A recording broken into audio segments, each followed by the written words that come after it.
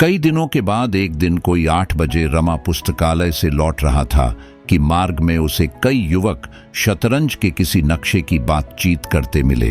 यह नक्शा वहां के एक हिंदी दैनिक पत्र में छपा था और उसे हल करने वाले को 50 रुपये इनाम देने का वचन दिया गया था। नक्शा असाके ऐसा जान पड़ता था, कम से कम इन युवकों की बातचीत से ऐसा ही टपकता था। यह भी मालूम हुआ कि वहां के और भी कितने ही शतरंजबाजों ने उसे हल करने के लिए भरपूर जोर लगाया, पर कुछ पेश न गई। अब रमा को याद आया कि पुस्तकालय में एक पत्र पर बहुत से आदमी झुके हुए थे और उस नक्शे की नकल कर रहे थे। जो आता था 2-4 मिनट तक वह पत्र देख लेता था। अब मालूम हुआ यह बात थी, रमा का इनमें से किसी से भी परिचय न था, पर वह यह नक्शा देखने के लिए इतना उत्सुक हो रहा था कि उससे बिना पूछे न रहा गया। बोला, आप लोगों में किसी के पास वह नक्शा है? युवकों ने एक कंबल पोश आदमी को नक्शे की बात पूछते सुना तो समझे कोई अताई होगा। एक ने रूखाई से कहा, हाँ है तो, मगर तुम देखकर क्या करोगे, यहाँ अच्छे अच्छे गोते खा रहे हैं। एक महाशय जो शतरंज में अपना सानी नहीं रखते, उसे हल करने के लिए 100 रुपये अपने पास से देने को तैयार हैं। दूसरा युवक बोला, दिखा क्यों नहीं देते जी, कौन जाने यही बेचारे हल कर लें, शायद इन्हीं की सूझ लड़ जाए। इस प्रेरणा में सज्जनता नहीं व्यंग्य था, उसमें यह भाव छिपा था कि हमें दिखाने में कोई उज्र नहीं है, देखकर अपनी आंखों को पत कर लो, मगर तुम जैसे उल्लू उसे समझ ही नहीं सकते। हल क्या करेंगे? जान पहचान की एक दुकान में जाकर उन्होंने रमा को नक्शा दिखाया। रमा को तुरंत याद आ गया, यह नक्शा पहले भी कहीं देखा है। सोचने लगा, कहां देखा है। एक युवक ने चुटकी ली, आपने तो हल कर लिया होगा। दूसरा, अभी नहीं किया तो एक क्षण में किए लेते हैं। तीसरा, जरा 2-1 चाल बताइए तो। रमा ने उत्तेजित होकर कहा, यह मैं नहीं कहता कि मैं उसे हल कर ही लूंगा, मगर ऐसा नक्शा मैंने एक बार हल किया है और संभव है इसे भी हल कर लूं। जरा कागज पेंसिल दीजिए तो नकल कर लूं। युवकों का विश्वास कुछ कम हुआ। रमा को कागज पेंसिल मिल गया। एक क्षण में उसने नक्शा नकल कर लिया और युवकों को धन्यवाद देकर चला। एकाएक उसने फिरकर पूछा, जवाब किसके पास भेजना होगा? एक युवक ने कहा, प्रजा मित्र के संपादक के पास। रमा ने घर पहुंचकर उस नक्शे पर दिमाग लगाना शुरू किया, लेकिन मोहरों की चालें सोचने की जगह वह यही सोच रहा था कि यह नक्शा कहां देखा। शायद याद आते ही उसे नक्शे का हल भी सूझ जाएगा। अन्य प्राणियों की तरह मस्तिष्क भी कार्य में तत्पर न होकर बहाने खोजता है। कोई आधार मिल जाने से वह मानो छुट्टी पा जाता है। रमा आधी रात तक नक्शा सामने खोले बैठा रहा। शतरंज की जो बड़ी बड़ी मार्के की बाजियां खेली थीं, उन सब का नक्शा उसे याद था, पर यह नक्शा कहां देखा। सहसा उसकी आंखों के सामने बिजली सी कौंधंग गई, खोई हुई स्मृति मिल गई।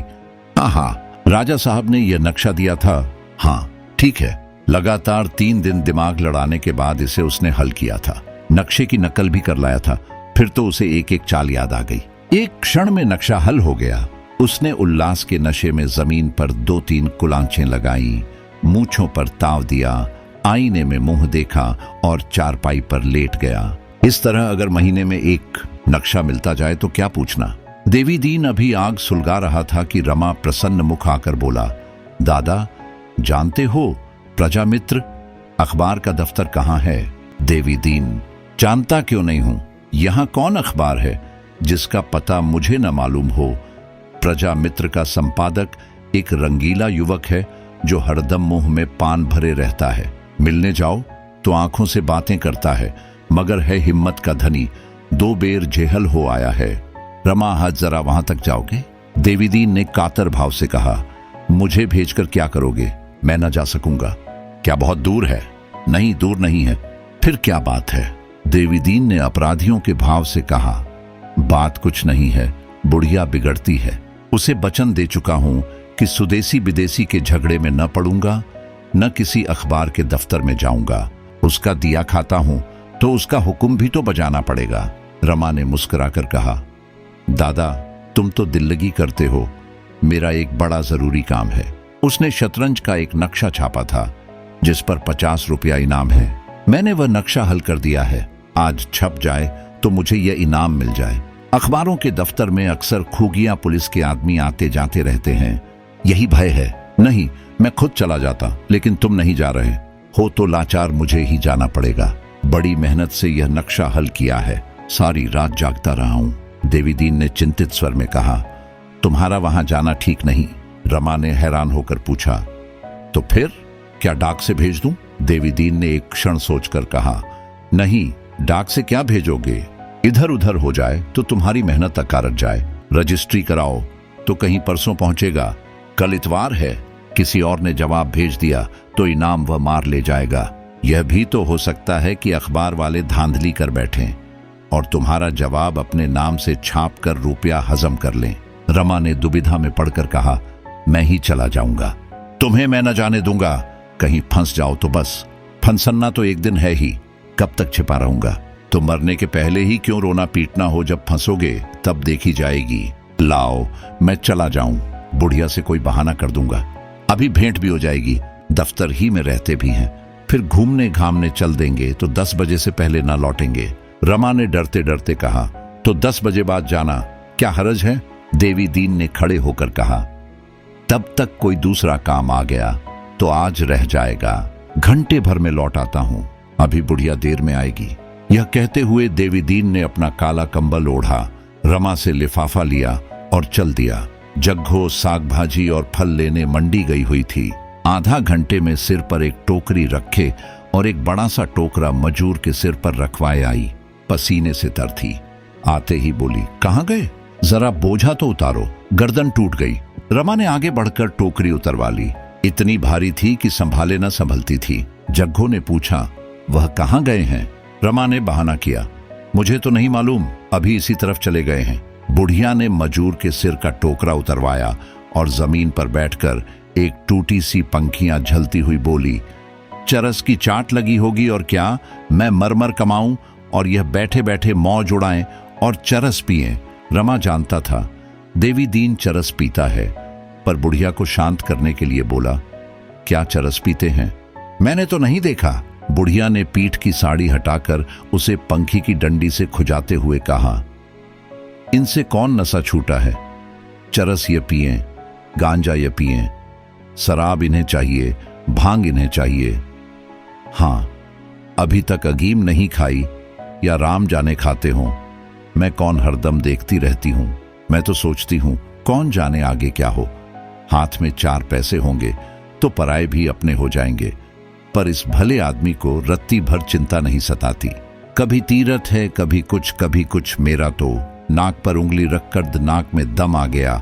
भगवान उठा ले जाते तो ये कुसंग तो छूट जाती। तब याद करेंगे लाला। तब जग्घो कहाँ मिलेगी जो कमा कमा कर गुलछर्रे उड़ाने को दिया करेगी। तब रक्त के आंसू न रोएं तो कह देना कोई कहता था मजूर से, कै पैसे हुए तेरे? मजूर ने बीड़ी जलाते हुए कहा, बोझा देख लो दाई, गर्दन टूट गई। जग्घो ने निर्दय भाव से कहा, हाँ, गर्दन टूट गई। बड़ी सुकुमार है ना? ये ले, कल फिर चले आना। मजूर ने कहा, ये तो बहुत कम है, मेरा पेट न भरेगा। जग्घो ने 2 पैसे और थोड़े से आलू देकर उसे विदा किया और दुकान सजाने लगी। सहसा उसे हिसाब की याद आ गई। रमा से बोली, भैया जरा आज का खर्चा तो टांक दो, बाजार में जैसे आग लग गई है। बुढ़िया छबड़ियों में चीजें लगा लगा कर रखती जाती थी और हिसाब भी लिखाती जाती थी। आलू, टमाटर, कद्दू, केले, पालक, सेम, संतरे, गोभी, सब चीजों का तौल और दर उसे याद था। रमा से दोबारा पढ़वाकर उसने सुना, तब उसे संतोष हुआ। इन सब कामों से छुट्टी पाकर उसने अपनी चिलम भरी और मोढ़े पर बैठकर पीने लगी, लेकिन उसके अंदाज से मालूम होता था कि वह तंबाकू का रस लेने के लिए नहीं, दिल को जलाने के लिए पी रही है। एक क्षण के बाद बोली, दूसरी औरत होती तो घड़ी भर इसके साथ निबाह न होता। घड़ी भर पहर रात से चक्की में जुट जाती हूं और 10 बजे रात तक दुकान पर बैठी सती होती रहती हूं। खाते पीते 12 बजते हैं, तब जाकर 4 पैसे दिखाई देते हैं और जो कुछ कमाती हूं यह नशे में बर्बाद कर देता है। 7 कोठरी में छिपा के रखूं पर इसकी निगाह पहुंच जाती है, निकाल लेता है। कभी एक आध चीज बस्त बनवा लेती हूं तो वह आंखों में गड़ने लगती है, तानों से छेदने लगता है। भाग में लड़कों का सुख भोगना नहीं बदा था तो क्या करूं? छाती फाड़ के मर जाऊं। मांगे से मौत भी तो नहीं मिलती। सुख भोगना लिखा होता तो जवान बेटे चल देते और इस पियक्कड़ के हाथों मेरी यह सांसत होती। इसी ने सुदेसी के झगड़े में पड़कर मेरे लालों की जान ली। आओ इस कोठरी में भैया तुम्हें मुकद्दर की जोड़ी दिखाऊं। दोनों इस जोड़ी से 500-500 हाथ उधरते थे। अंधेरी कोठरी में जाकर रमा ने मुकद्दर की जोड़ी देखी। उस पर वार्निश थी, साफ सुथरी, मानो अभी किसी ने उधर कर रख दिया हो। बुढ़िया ने सगर्व नजरों से देखकर कहा, लोग कहते थे कि यह जोड़ी महाब्राह्मण को दे दे, तुझे देख देख कलक होगा। मैंने कहा, यह जोड़ी मेरे लालों की जुफल जोड़ी है, यही मेरे दोनों लाल हैं। बुढ़िया के प्रति आज रमा के हृदय में असीम श्रद्धा जागृत हुई। कितना पावन धैर्य है, कितनी विशाल वत्सलता, जिसने लकड़ी के इन 2 टुकड़ों को जीवन प्रदान कर दिया है। रमा ने जग्गू को माया और लोभ में डूबी हुई, पैसे पर जान देने वाली, कोमल भावों से सर्वथा विहीन समझ रखा था। आज उसे विदित हुआ कि उसका हृदय कितना स्नेहमय, कितना कोमल, कितना मनस्वी है। बुढ़िया ने उसके मुंह की ओर देखा तो न जाने क्यों उसका मात हृदय उसे गले लगाने के लिए अधीर हो उठा। दोनों के हृदय प्रेम के सूत्र में बंध गए। एक ओर पुत्र स्नेह था, दूसरी ओर मातृभक्ति। वह मालिन्य जो अब तक गुप्त भाव से दोनों को पृथक किए हुए था, आज एकाएक दूर हो गया। बुढ़िया ने कहा, मुंह हाथ धो लिया है ना बेटा? बड़े मीठे संतरे लाई हूं, एक लेकर चखो तो। रमा ने संतरा खाते हुए कहा, आज से मैं तुम्हें अम्माओं कहा करूंगा। बुढ़िया के शुष्क, ज्योतिहीन, ठंडे, कृपण नजरों से मोती के से 2 बिंदु निकल पड़े। इतने में देवी दीन दबे पांव आकर खड़ा हो गया। बुढ़िया ने तड़प कर पूछा, ये इतने सवेरे किधर सवारी गई थी सरकार की? देवी ने सरलता से मुस्कुराकर कहा, कहीं नहीं, जरा एक काम से चला गया था। क्या काम था? जरा मैं भी तो सुनूं, या मेरे सुनने लायक नहीं है? पेट में दर्द था, जरा वैद्य जी के पास चूरन लेने गया था। झूठे हो तुम, उड़ो उससे, जो तुम्हें जानता न हो। चरस की टोह में गए थे तुम। नहीं, तेरे चरण छूकर कहता हूं, तू झूठ मूठ मुझे बदनाम करती है। तो फिर कहां गए थे तुम? बता तो दिया। रात खाना 2 कौर ज्यादा खा गया था, सो पेट फूल गया और मीठा मीठा। झूठ है, बिल्कुल झूठ। तुम चाहे झूठ बोलो, तुम्हारा मुंह साफ कह देता है, ये बहाना है। चरस, गांजा, इसी टोह में गए थे तुम। मैं एक न मानूंगी। तुम्हें इस बुढ़ापे में नशे की सूझती है। यहां मेरी मरण हुई जाती है। सवेरे के गए गए 9 बजे लौटे हैं, जानो यहां कोई इनकी लौंडी है। देवी दीन ने एक झाड़ू लेकर दुकान में झाड़ू लगाना शुरू किया, पर बुढ़िया ने उसके हाथ से झाड़ू छीन लिया और पूछा, तुम अब तक थे कहां? जब तक यह न बताओगे भीतर घुसने न दूंगी। देवी दीन ने सिट पिटाकर कहा, क्या करोगी पूछकर? एक अखबार के दफ्तर में तो गया था, जो चाहे कर ले। बुढ़िया ने माथा ठोंक कर कहा, तुमने फिर वही लत पकड़ी? तुमने कान न पकड़ा था कि अब कभी अखबारों के नगीच न जाऊंगा। बोलो, यही मुंह था कि कोई और? तू बात तो समझती नहीं, बस बिगड़ने लगती है। खूब समझती हूं। अखबार वाले दंगा मचाते हैं और गरीबों को जेहल ले जाते हैं। आज 20 साल से देख रही हूं। वहां जो आता जाता है पकड़ लिया जाता है। तलाशी तो आए दिन हुआ करती है। क्या बुढ़ापे में जेहल की रोटियां तोड़ोगे? देवी दीन ने एक लिफाफा रमानाथ को देकर कहा, यह रुपये हैं भैया, गिन लो। देख, ये रुपये वसूल करने गया था। जी न मानता हो तो आधे ले ले। बुढ़िया ने आंखें गाड़ कर कहा, अच्छा तो तुम अपने साथ इस बेचारे को भी डुबाना चाहते हो? तुम्हारे रुपये में आग लगा दूंगी। तुम रुपये मत लेना भैया, जान से हाथ धोओगे। अब सेंटमेंट आदमी नहीं मिलते तो सब लालच दिखाकर लोगों को फंसाते हैं। बाजार में पहरा दिलावेंगे, अदालत में गवाही करावेंगे। फेंक दो उसके रुपये, जितने रुपये चाहो मुझसे ले जाओ। जब रमानाथ ने सारा वृत्तांत कहा तो बुढ़िया का चित्त शांत हुआ। तनी हुई भवें ढीली पड़ गई, कठोर मुद्रा नर्म हो गई। मेघपट को हटाकर नीला आकाश हंस पड़ा। विनोद करके बोली, इसमें से मेरे लिए क्या लाओगे बेटा? रमा ने लिफाफा उसके सामने रखकर कहा, तुम्हारे तो सभी हैं अम्मा, मैं रुपए लेकर क्या करूंगा? घर क्यों नहीं भेज देते? इतने दिन आए हो गए, कुछ भेजा नहीं। मेरा घर यही है अम्मा, कोई दूसरा घर नहीं है। बुढ़िया का मातृत्व वंचित हृदय गदगद हो उठा। इस्मात भक्ति के लिए कितने दिनों से उसकी आत्मा तड़प रही थी। इस कृपण हृदय में जितना प्रेम संचित हो रहा था, वह सब माता के स्तन में एकत्र होने वाले दूध की भांति बाहर निकलने के लिए आतुर हो गया। उसने नोटों को गिनकर कहा, 50 हैं बेटा, 50 मुझसे और ले लो। चाय का पतीला रखा हुआ है, चाय की दुकान खोल दो। यहीं एक तरफ 4-5 मोढ़े और मेज रख लेना। 2-2 घंटे सांझ सवेरे बैठ जाओगे तो गुजर भर को मिल जाएगा। हमारे जितने गाहक आवेंगे उनमें से कितने ही चाय भी पी लेंगे। देवी दीन बोला, तब चरस के पैसे मैं इस दुकान से लिया करूंगा। बुढ़िया ने विहंसित और पुलकित नजरों से देखकर कहा, कौड़ी कौड़ी का हिसाब लूंगी, इस उधर में न रहना। रमा अपने कमरे में गया तो उसका मन बहुत प्रसन्न था। आज उसे कुछ वही आनंद मिल रहा था जो अपने घर भी कभी न मिला था। घर पर जो स्नेह मिलता था वह उसे मिलना ही चाहिए था। यहाँ जो स्नेह मिला वह मानो आकाश से टपका था। उसने स्नान किया, माथे पर तिलक लगाया और पूजा का स्वांग भरने बैठा कि बुढ़िया आकर बोली, बेटा तुम्हें रसोई बनाने में बड़ी तकलीफ होती है। मैंने एक ब्राह्मणी ठीक कर दी है, बेचारी बड़ी गरीब है, तुम्हारा भोजन बना दिया करेगी। उसके हाथ का तो तुम खा लोगे। नेम कर्म से रहती है बेटा, ऐसी बात नहीं है। मुझसे रुपये पैसे उधार ले जाती है, इसी से राजी हो गई है। उन वृद्ध आंखों से प्रगाढ़ अखंड मात तो झलक रहा था। कितना विशुद्ध पवित्र। ऊंच नीच और जाति मर्यादा का विचार आप ही आप मिट गया। बोला, जब तुम मेरी माता हो गई तो फिर काहे का छूत विचार, मैं तुम्हारे ही हाथ का खाऊंगा। बुढ़िया ने जीभ दांतों से दबाकर कहा, अरे नहीं बेटा, मैं तुम्हारा धर्म न लूंगी। कहां तुम ब्राह्मण और कहां हम खटिक, ऐसा कहीं हुआ है। मैं तो तुम्हारी रसोई में खाऊंगा। जब माँ बाप खटिक हैं तो बेटा भी खटिक है। जिसकी आत्मा बड़ी हो वही ब्राह्मण है। और जो तुम्हारे घर वाले सुने तो क्या कहें। मुझे किसी के कहने सुनने की चिंता नहीं है अम्मा। आदमी पाप से नीच होता है, खाने पीने से नीच नहीं होता। प्रेम से जो भोजन मिलता है वह पवित्र होता है, उसे तो देवता भी खाते हैं। बुढ़िया के हृदय में भी जाति गौरव का भाव उदय हुआ। बोली, बेटा खटिक कोई नीच जात नहीं है। हम लोग ब्राह्मण के हाथ का भी नहीं खाते, कहार का पानी तक नहीं पीते, मांस मछली हाथ से नहीं छूते। कोई कोई शराब पीते हैं, मुदा लुक छिप कर। इसने किसी को नहीं छोड़ा बेटा। बड़े बड़े तिलकधारी घटाफट पीते हैं, लेकिन मेरी रोटियां तुम्हें अच्छी नहीं लगेंगी। रमा ने मुस्कुराकर कहा, प्रेम की रोटियों में तरहता है अम्मा, चाहे गेहूं की हो या बाजरे की।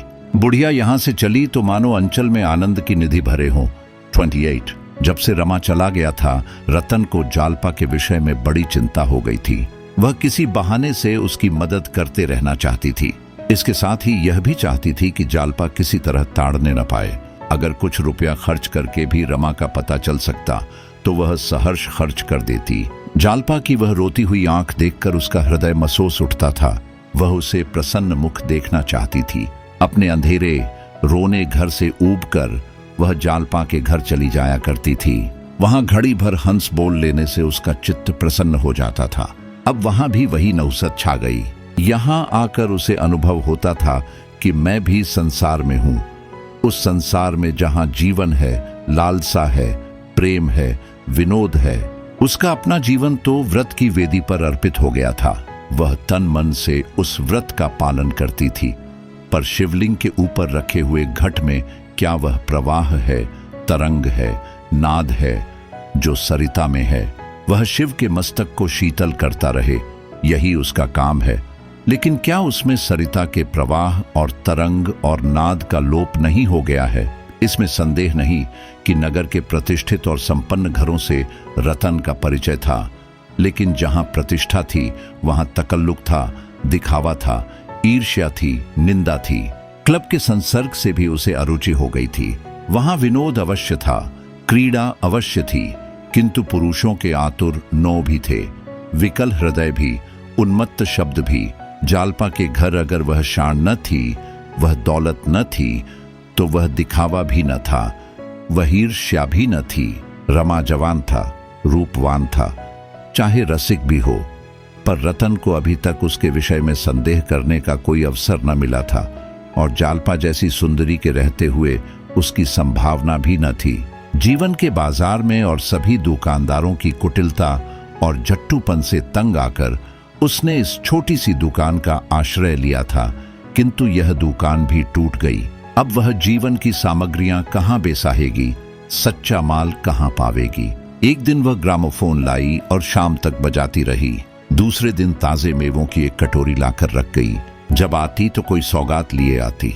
अब तक वह जागेश्वरी से बहुत कम मिलती थी, पर अब बहुधा उसके पास आ बैठती और इधर उधर की बातें करती। कभी कभी उसके सिर में तेल डालती और बाल गूंथती। गोपी और विश्वंभर से भी अब स्नेह हो गया। कभी कभी दोनों को मोटर पर घुमाने ले जाती। सेल से आते ही दोनों उसके बंगले पर पहुंच जाते और कई लड़कों के साथ वहां खेलते। उनके रोने, चिल्लाने और झगड़ने में रतन को हार्दिक आनंद प्राप्त होता था। वकील साहब को भी अब रमा के घर वालों से कुछ आत्मीयता हो गई थी। बार बार पूछते रहते थे, रमा बाबू का कोई खत आया? कुछ पता लगा? उन लोगों को कोई तकलीफ तो नहीं है? एक दिन रतन आई तो चेहरा उतरा हुआ था, आंखें भारी हो रही थीं। जालपा ने पूछा, आज जी अच्छा नहीं है क्या? रतन ने कुंठित स्वर में कहा, जी तो अच्छा है, पर रात भर जागना पड़ा। रात से उन्हें बड़ा कष्ट है। जाड़ों में उनको दमे का दौरा हो जाता है। बेचारे जाड़ों भर एमल्शन और सन्नाटोजन और न जाने कौन कौन से रस खाते रहते हैं, पर यह रोग गला नहीं छोड़ता। कलकत्ता में एक नामी वैद्य हैं, अब की उन्हीं से इलाज कराने का इरादा है। कल चली जाऊंगी। मुझे ले तो नहीं जाना चाहते, कहते हैं वहां बहुत कष्ट होगा, लेकिन मेरा जी नहीं मानता। कोई बोलने वाला तो होना चाहिए। वहां 2 बार हो आई हूं और जब जब गई हूं बीमार हो गई हूं। मुझे वहां जरा भी अच्छा नहीं लगता, लेकिन अपने आराम को देखूं या उनकी बीमारी को देखूं। बहन, कभी कभी ऐसा जी उब जाता है कि थोड़ी सी संखियां खाकर सो रहूं। विधाता से इतना भी नहीं देखा जाता। अगर कोई मेरा सर्वस्व लेकर भी इन्हें अच्छा कर दे कि इस बीमारी की जड़ टूट जावे, तो मैं खुशी से दे दूंगी। जालपा ने सशंक होकर कहा, यहाँ किसी वैद्य को नहीं बुलाया? यहाँ के वैद्यों को देख चुकी हूँ बहन। वैद्य, डॉक्टर सबको देख चुकी। तो कब तक आओगी? कुछ ठीक नहीं, उनकी बीमारी पर है। 1 सप्ताह में आ जाऊं, महीने 2 महीने लग जाएं, क्या ठीक है? मगर जब तक बीमारी की जड़ न टूट जाएगी न आऊंगी। विधि अंतरिक्ष में बैठी हंस रही थी। जालपा मन में मुस्कुराई। जिस बीमारी की जड़ जवानी में न टूटी, बुढ़ापे में क्या टूटेगी? लेकिन इस सदिच्छा से सहानुभूति न रखना असंभव था। बोली, ईश्वर चाहेंगे तो वह वहां से जल्द अच्छे होकर लौटेंगे बहन। तुम भी चलती तो बड़ा आनंद आता। जालपा ने करुण भाव से कहा, क्या चलूं बहन, जाने भी पाऊं? यहाँ दिन भर यह आशा लगी रहती है कि कोई खबर मिलेगी। वहां मेरा जी और घबराया करेगा। मेरा दिल तो कहता है कि बाबूजी कलकत्ता में हैं, तो जरा इधर उधर खोजना। अगर कहीं पता मिले तो मुझे तुरंत खबर देना। यह तुम्हारे कहने की बात नहीं है जालपा, यह मुझे मालूम है। खत तो बराबर भेजती रहोगी? हाँ अवश्य, रोज नहीं तो अंतरे दिन जरूर लिखा करूंगी, मगर तुम भी जवाब देना। जालपा पान बनाने लगी। रतन उसके मुंह की ओर अपेक्षा के भाव से ताकती रही, मानो कुछ कहना चाहती है और संकोचवश नहीं कह सकती। जालपा ने पान देते समय उसके मन का भाव ताड़कर कहा, क्या है हन, क्या कह रही हो? रतन, कुछ नहीं, मेरे पास कुछ रुपए हैं, तुम रख लो। मेरे पास रहेंगे तो खर्च हो जाएंगे। जालपा ने मुस्कुराकर आपत्ति की, और जो मुझसे खर्च हो जाएं?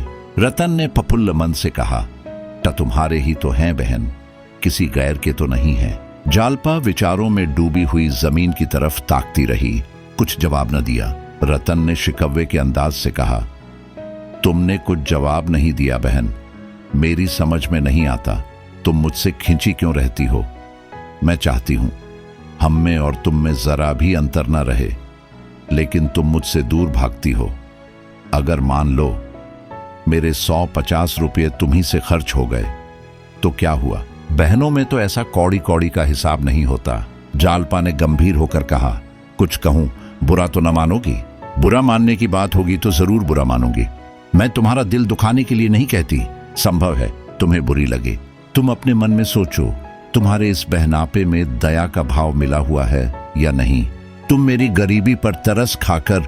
रतन ने लपक कर दोनों हाथों से उसका मुंह बंद कर दिया और बोली, बस अब रहने दो, तुम चाहे जो ख्याल करो, मगर यह भाव कभी मेरे मन में न था और न हो सकता है।